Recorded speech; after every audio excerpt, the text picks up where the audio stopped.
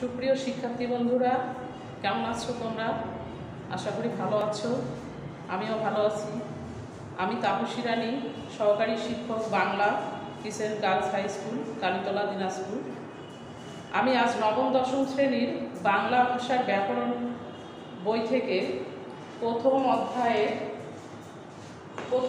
প্রথম পরিচ্ছেদ, ভাষা যে অধ্যায়টা তোমাদের আছে, পরিচ্ছেদটা আছে, এটা নিয়ে আজকে আলোচনা করব। তো বাংলা ব্যাকরণে তোমরা জানো যে বাংলা ব্যাকরণ বইটার 30 নাম্বার থাকে এমসিকিউ, শুধু এই বইয়ের থেকে। তো অবশ্যই আমাদের এই বইটাকে গুরুত্ব দিতে হবে।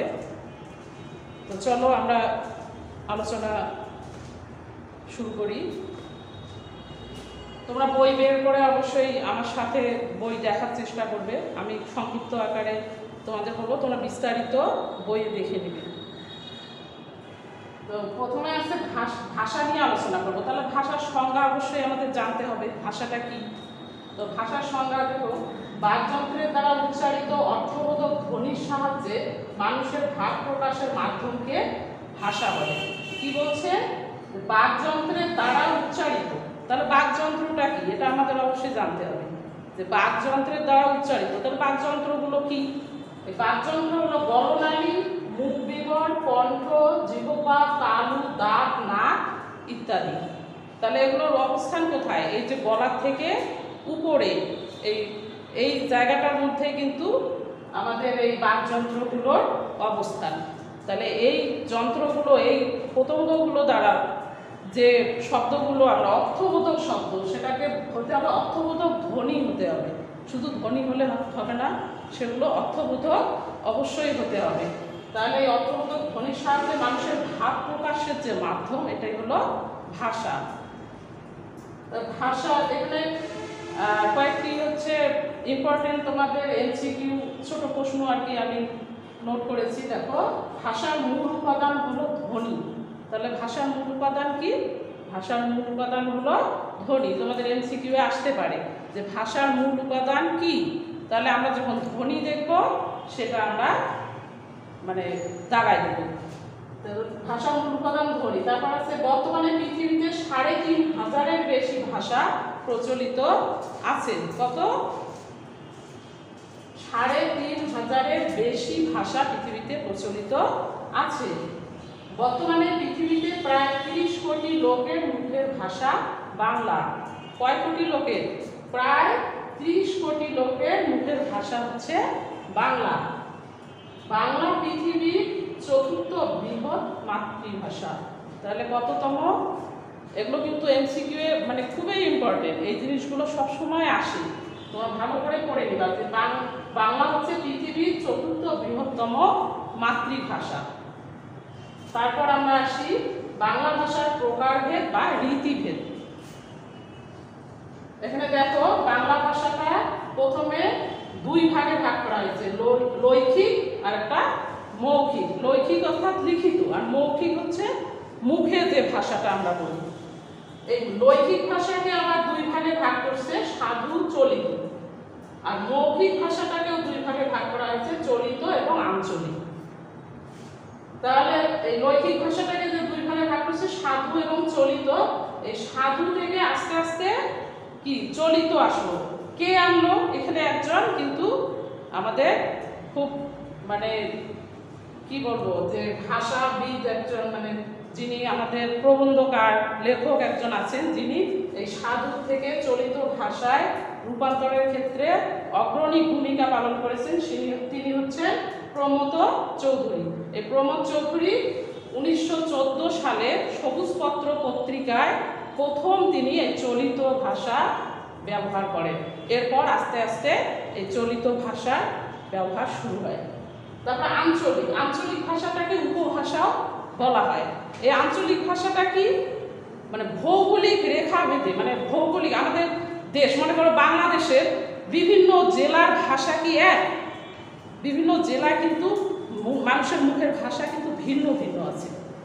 মনে করো নোয়াখালীর ভাষা একরকম, রংপুরের ভাষা একরকম, তারপরে বরিশালের ভাষা আর একরকম, ঢাকার ভাষা আর একরকম। এই যে অঞ্চল ভেদে ভাষার রূপভেদ, এটাই হচ্ছে আঞ্চলিক ভাষা বা উপভাষা। তারপরে আমরা আসি সাধু ও চলিত ভাষার পার্থক্য। সাধু এবং চলিত ভাষা কিছু পার্থক্য আছে, এই পার্থক্য বা বৈশিষ্ট্যও বলতে পারো তোমরা। এই বৈশিষ্ট্যগুলোর মধ্যে দেখো, সাধুরীতিতে বাংলা সাধুরীতি ব্যাকরণের নিয়ম অনুসরণ করে চলে এবং এর পদবিন্যাস সুনিয়ন্ত্রিত ও সুনির্দিষ্ট। অর্থাৎ বাংলা সাধুরীতিটা সবসময় ব্যাকরণের নিয়ম কিন্তু মেনে চলে, ব্যাকরণের নিয়ম অনুযায়ী এই ভাষাটা পরিচালিত হয় এবং এর পদবিন্যাস সুনিয়ন্ত্রিত ও সুনির্দিষ্ট। এটাকে বাড়ানো কমানো আমাদের পক্ষে সম্ভব না, যেটা আছে সেটাই আমাদের লিখতে হয়। তারপর দ্বিতীয় দেখো 2 নম্বর, এর রীতি গুরুগম্ভীর ও তৎসম শব্দবহুল। এই সাধু ভাষাটা সাধুরীতিটা হচ্ছে গুরুগম্ভীর, অর্থাৎ এর একটা গাম্ভীর্য আছে এবং তৎসম শব্দবহুল। এই ভাষার মধ্যে তৎসম শব্দটা বেশি ব্যবহৃত হয়। তারপর দেখো, সাধুরীতি নাটকের সংলাপ ও বক্তৃতা অনুপযোগী। এই সাধুরীতিটা হচ্ছে নাটক বা হচ্ছে তোমার বক্তৃতা কেউ দিলে এই সাধু ভাষায় যে ব্যবহারটা কিন্তু হয় না, এটা মানে এই নাটকের সংলাপ বক্তৃতায় এটা অনুপযোগী, উপযোগী নয়। তারপর চলিত রীতির ক্ষেত্রে দেখো, চলিত রীতি পরিবর্তনশীল। এটাই আদিকাল থেকে, মনে করো চলিত রীতিটা যখন প্রবর্তন শুরু হলো তখন থেকে এ পর্যন্ত কিন্তু এই চলিত রীতিটা পরিবর্তন হতেই আছে, এখনো পর্যন্ত হচ্ছে, এটা পরিবর্তনশীল। এ রীতি তদ্ভব শব্দবহুল। তদ্ভব এই শব্দ এই চলিত রীতিতে বেশি ব্যবহৃত হয়। তারপরে চলিত রীতি সংক্ষিপ্ত ও সহজবোধ্য এবং বক্তৃতা, আলাপ আলোচনা এবং নাট্য সংলাপের জন্য এটা উপযোগী। যেহেতু চলিত রীতিটা পরিবর্তনশীল এবং সাধু ভাষা থেকে অনেকটাই হচ্ছে সহজ, এজন্য নাটকের সংলাপ বা বক্তৃতা, আলাপ আলোচনার ক্ষেত্রে এই চলিত রীতিটা বেশি উপযোগী, বেশি ব্যবহৃত হয়। এরপর আমরা আসবো বাংলা ভাষার শব্দ ভাণ্ডার। অর্থাৎ বাংলা ভাষার শব্দ ভাণ্ডারের কিছু ভাগ আছে, পণ্ডিতগণ কয়েকটি ভাগে ভাগ করেছেন।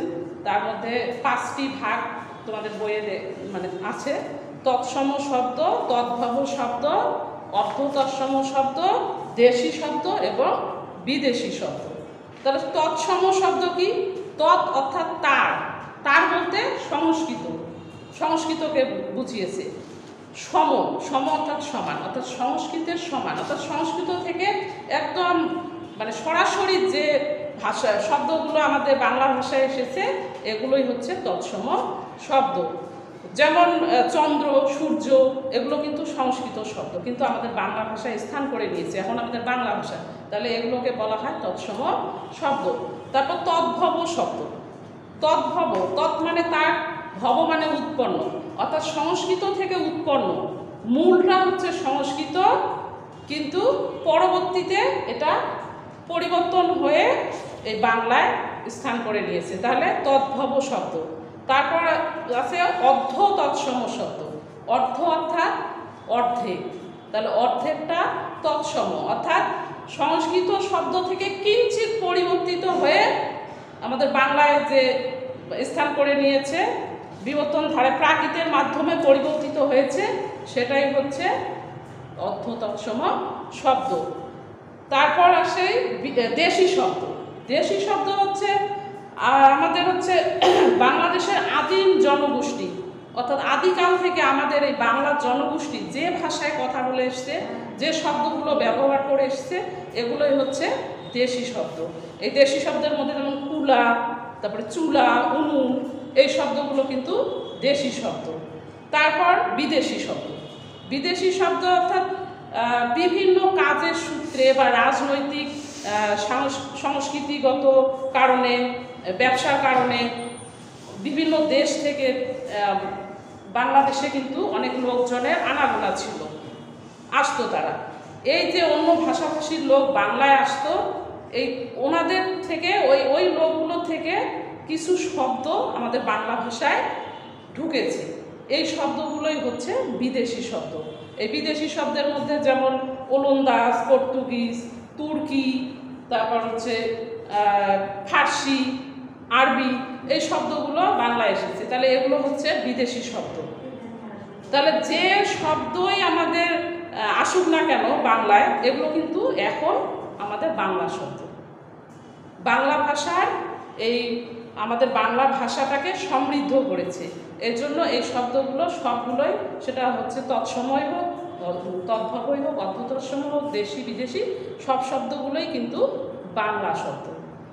তাহলে যেমন ধরো যে এমন কিছু শব্দ আছে যেগুলো আমরা মানে পারিভাষিক মানে অন্য কোনো ব্যবহারই করি না, বাংলাটা চিন্তাই করি না। যেমন টেবিল, চেয়ার, এগুলো কিন্তু বাংলা না, অন্য ভাষা থেকে এসেছে, কিন্তু এগুলো বাংলায় এমনভাবে স্থান করে নিয়েছে যে এগুলো আমাদের বাংলা শব্দ। তো শিক্ষার্থী বন্ধুরা, আমরা আজকে কি নিয়ে আলোচনা করলাম? আমাদের প্রথম অধ্যায়ে প্রথম পরিচ্ছেদ ভাষা নিয়ে। তাহলে আমরা প্রথমে ভাষার সংজ্ঞা জানলাম, তারপরে বাকযন্ত্র কি সেটা জানলাম, কিছু এমসিকিউ প্রশ্ন আমি এখানে তোমাদের তুলে দিয়েছি। যেমন ভাষার মূল উপাদানগুলো ধ্বনি, বর্তমানে পৃথিবীতে ৩,৫০০-এর বেশি ভাষা প্রচলিত আছে। তারপর বর্তমানে পৃথিবীতে প্রায় ৩০ কোটি লোকের মুখের ভাষা বাংলা। তারপরে বাংলা পৃথিবীর ৪র্থ বৃহৎ মাতৃভাষা। এগুলো হচ্ছে তোমাদের ছোট প্রশ্ন আমি তুলে দিয়েছি। তারপর বাংলা ভাষার রীতিভেদ আমরা বললাম, তারপরে সাধু ও চলিত ভাষার কিছু বৈশিষ্ট্য বললাম, তারপর বললাম বাংলা ভাষার শব্দ ভাণ্ডার। তাহলে এই পরিচ্ছেদে আমাদের এইটুকুই আলোচনা ছিল, কিন্তু আমি সংক্ষিপ্ত আকারে তোমাদের শুধু বুঝাই দিলাম।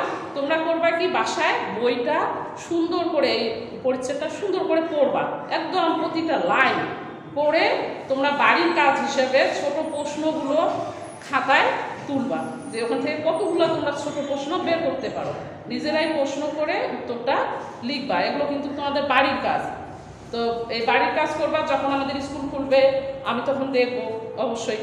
আর তোমাদের যদি কোনো অসুবিধা হয় অবশ্যই কমেন্ট বক্সে তোমরা লিখবা, বা আমার ফোন নাম্বার, আমাদের স্কুলের যারা শিক্ষার্থী আছো তাদের কাছে আমার ফোন নাম্বার আছে, তোমরা অবশ্যই ফোন করে জেনে নিবা।